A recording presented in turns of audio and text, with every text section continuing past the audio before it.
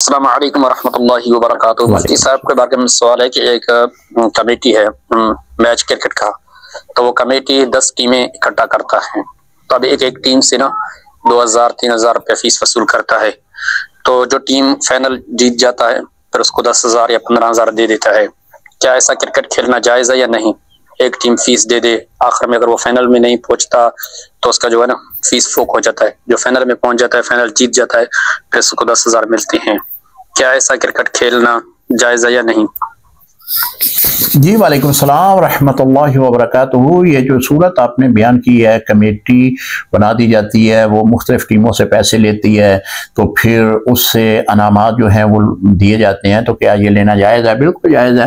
یہ ٹورنامنٹ کی ایک صورت بنتی ہے کہ جس میں مختلف ٹیمیں جو ہیں، مختلف علاقوں کی ٹیمیں وہ انٹری فیس کے ذریعے انٹری کرتی ہیں، پھر جو انٹری فیس سے حاصل ہونے والی رقم ہے اس میں سے ٹورنامنٹ کے اخراجات، جتنے بھی میچز ہوتے ہیں ان کے اخراجات اسی سے کیے جاتے ہیں، پھر اسی رقم سے جو ہے وہ انعامات بھی لیے جاتے ہیں۔ جو ٹیم فرسٹ سیکنڈ آتی ہے اس کو انعامات بھی اسی پیسوں میں سے دیا جاتا ہے۔ شرعاً کوئی مذائقہ نہیں ہے، اس میں شریعت کی گنجائش موجود ہے، شرعاً جائز ہے ایسا کرنا۔